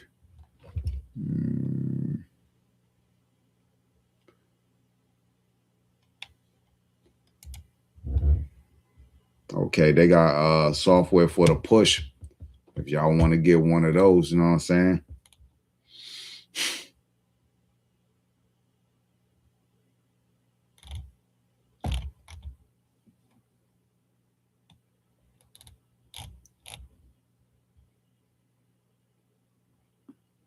Seem like it's the same tactical control, you know what I'm saying?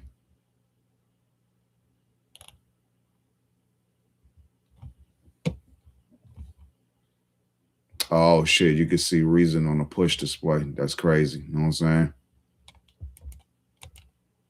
Now see, that's fire, but it's like I don't want a grid though. You know what I'm saying? So it's like, you know what I mean? The grid would be dope for redrum for sure, because that shit got 64 sequencer pad. That's right up. If you just strictly using redrum, this shit right here probably be the fucking illest shit ever right here. You know what I mean? That's crazy, bro. That's crazy. You know what I mean? Shout out to that, man. Let me look at this. Screen mirroring. This feature allows the mirroring of the computer screen on the push displays. See the mixer, the rack, and the sequencer directly on the push for a more immersive experience. Use the jog wheel to view different sections of the screen. As you move the capture area, the mouse pointer moves along, so that way you are ready to take action when you need to. The mixed view mode push our native screen is overlaid on top of the capture section of the computer screen. This provides great visual feedback when controlling devices in the rack. Yeah, you already sold on that one, but it ain't redrum. You know what I'm saying? That's the problem. You know what I mean? It ain't. Why can't we have a machine that look like redrum?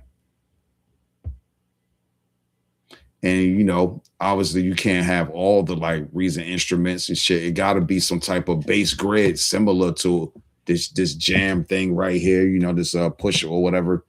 It got to be something similar, like a basic bass where like most of like if you just take the top half of this portion right here without the grid, you feel what I'm saying? Without the grid, matter of fact, it's impossible to even click into this thing right here. Save as open image in a new tab. Hold on a minute. Hold on 1 second. Let's see. Close that out. Let's see where we at. Screen right here. Boom. You know, take this whole top grid right here. Obviously, and that would be like the main control of Reason right there. That would control like everything. You know what I'm saying? Almost look like a souped up balance, right? If you just take out the grid part. That's the new balance right there. You know what I'm saying? Interface. You know what I mean?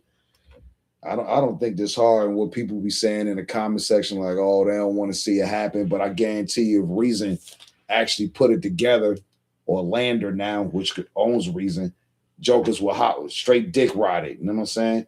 But talk shit to you in the comment section saying it can't be done. So it's like, hell with y'all. We about to try to make this happen, B. You know what I'm saying? We're about to try to make this happen, B. You know what I mean? Straight up, because that looked like a souped up balance, yo. You know what I mean? Balance was had two knobs on it. Look, the left knob and the right knob. You know what I'm saying? You take the rest of the grid out from below right here. That's a new balance interface / controller. You know what I'm saying? All right, we clicking out of that right there. You know what I mean? Let's go back over here real quick. Yeah, I think that's worth it right there. You know, you got to see how much a push 3 going for. You know what I'm saying?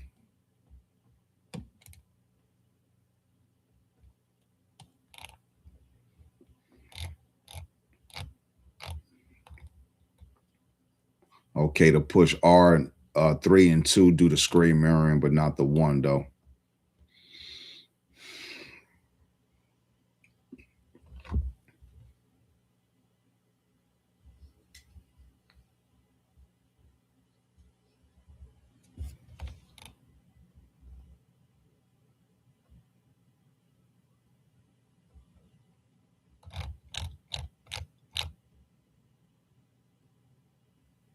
Yeah, see, like right here, the Kong control, like how you could control a matrix and shit. You know what I'm saying? Like, yeah, it's worth it, yo. And matter of fact, this something, you know, you do a push R and a machine studio. You get both of those together, you might have something, yo. Now that I'm really looking at this thing, man. Because that's the other key to it. Because, like, you know, you got a bunch of matrix type control panels within just Kong alone. You know what I'm saying? How you controlling that with the just a basic studio machine or whatever you're not. You know what I'm saying? Because it's too much mapping. So this right here, kind of now I'm starting to see it makes sense a little bit more. You know what I mean? See, like right here in the redrone control. You know what I'm saying? In that redrone control, yo. Right there, programming of the step sequencer. So it's like, yeah, remember, redrone got 64 steps, yo. Straight up it do. And this is a 64 pad grid. You know what I'm saying? So it's like, hold on a minute. This starting to make a little bit more sense of how we kind of wanted to be eventually. You know what I'm saying? But it's like how we get that iconic look and have it right here in hardware style. That's not hard to do, man. It's just like, gotta find someone to do it though, man. Gotta find someone that want to do it, bro. You know what I mean? Let's move over here. Gotta find someone that want to do it, bro. It's just really what it is, man. Let's push 3.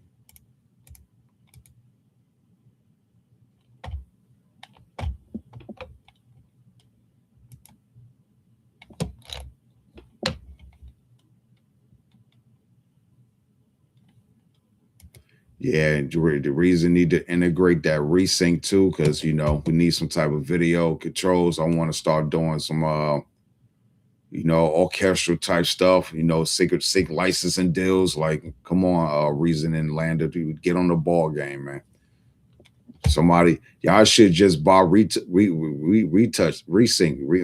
control too, along with it. You know what I'm saying? To be honest with you, straight up.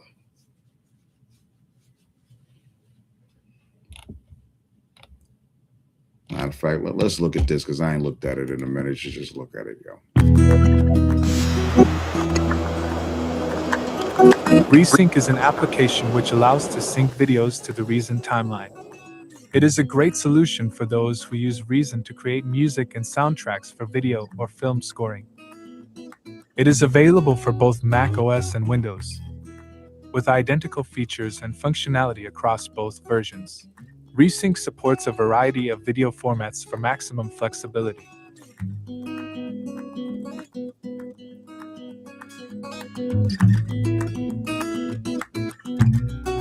When you launch the application, it opens in two windows, a video window and a control window. To load a video, go to the video menu and choose Load Video. You can also use the L keyboard shortcut. Most action from this menu can be performed by keyboard shortcuts. After the video is loaded, the title of the video window changes to display the name of the video. Also, in the control window, the length of the video is shown. Let's start the Reason sequencer. You can now see the video playing along with the Reason playhead.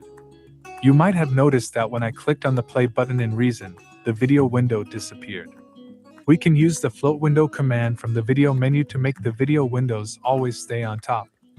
This way, we can edit in the Reason sequencer, and the video stays visible. The keyboard shortcut is T.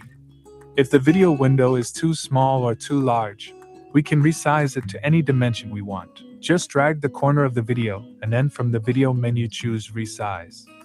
The keyboard shortcut is R.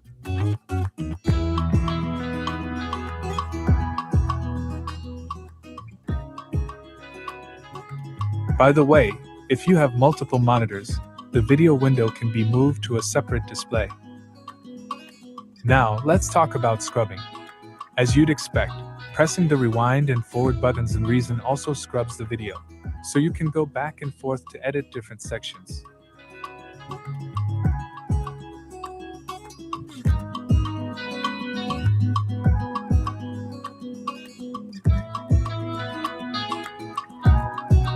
Same thing if you move the Reason playhead with the mouse, as shown here.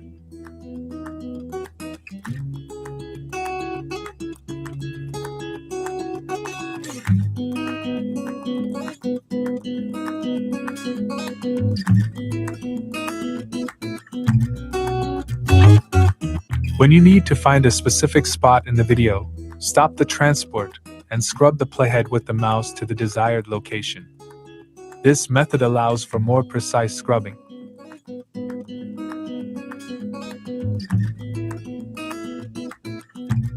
One last feature we'll cover is the video offset start position. You might have noticed that the video starts playing from the first bar in the song. But what if we want the video to start at a later point in the song? This is where this feature comes into play. Just move the playhead to the position where you would like the video to start playing. Then from the video menu, choose Set Start to Current Song Position. In this example, we set bar 17 as the video start position. Now when the song playbacks, the video won't start playing until the offset position is reached. Well, we hope this video served as a good introduction to Resync for Reason. For more information, please visit our website.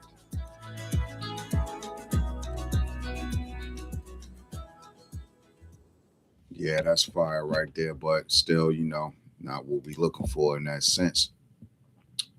Matter of fact, hold up, I'm over here on the actual desktop Chrome or whatever. So it's like, not what we looking for in that sense, man. So, but, well, on the video for the resync, yeah, but back to the controllers and everything, you know what I mean? Yeah, it's crazy, man.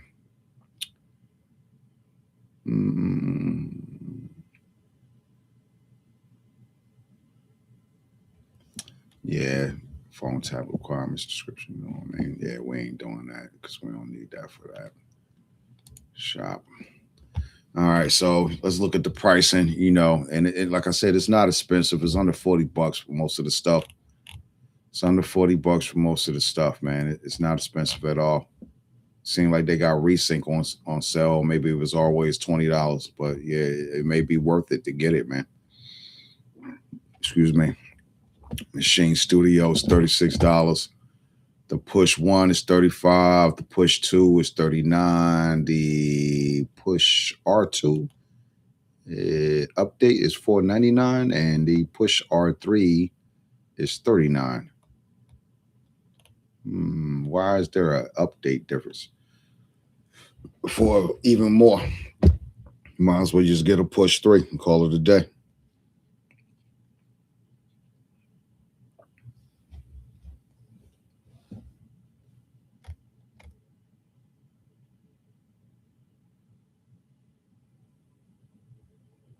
All the machine MK1 to MK3, and even all the MK1 to MK3 is $36. And the machine micro, which, you know, that's possible someone could get that right there and just deal with the keyboard I got from the Nectar. But it's like looking for an all-in-one unit, man. You know what I mean? That could kind of, I guess, look like the Akai MPKs or whatever, but it's really dedicated to Reason. You know what I mean? And ain't no board out here like that. This is probably the closest stuff that you're going to see that's able to handle and do what it is you want Reason to do from a controller perspective. Because what the hell we using the mouse for? Shout out to the mouse though, but enough of that. You know what I'm saying? And you're gonna still have to use the mouse for some things, but you know, it seemed like they kind of got it together on this on the MK3s, man. You know what I'm saying? Matter of fact, let's look at this jam right here. See what they. Oh, I ain't got no videos for that though. Please make sure you read and agree to license. Blah blah blah blah. Let's see products. Let's see, push R. Home.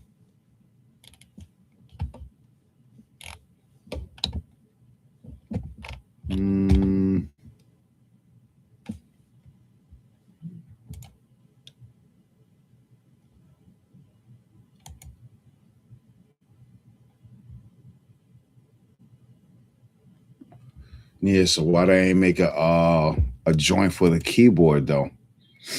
That's crazy, you know what I'm saying? Hey, this you know, the Retouch Duo. I mean, I broke my tablet, so it's like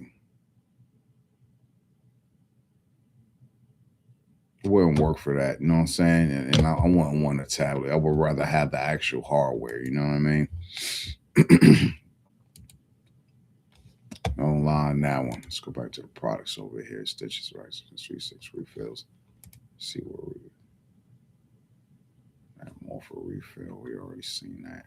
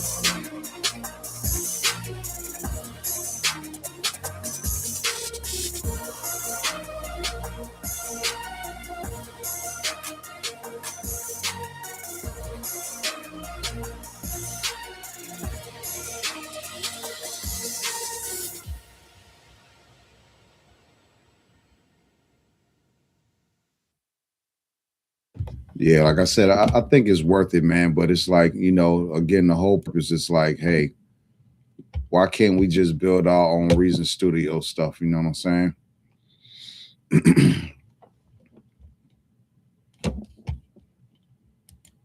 Why can't we just build our own stuff? You know what I mean? They got it for the micro too. Shout out to that. You know what I mean?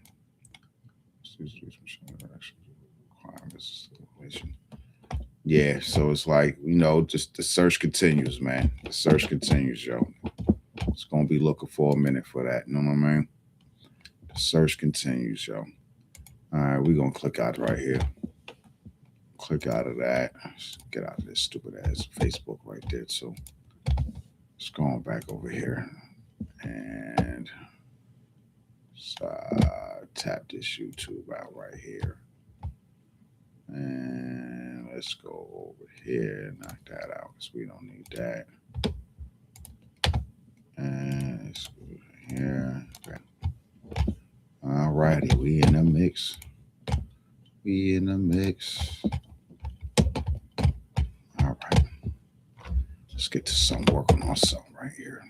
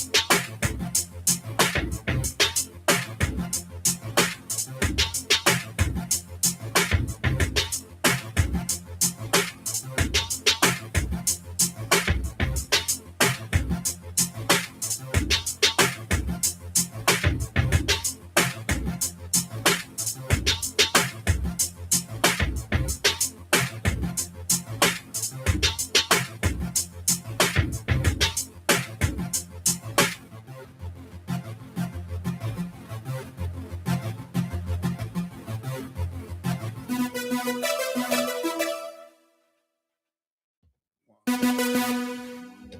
love.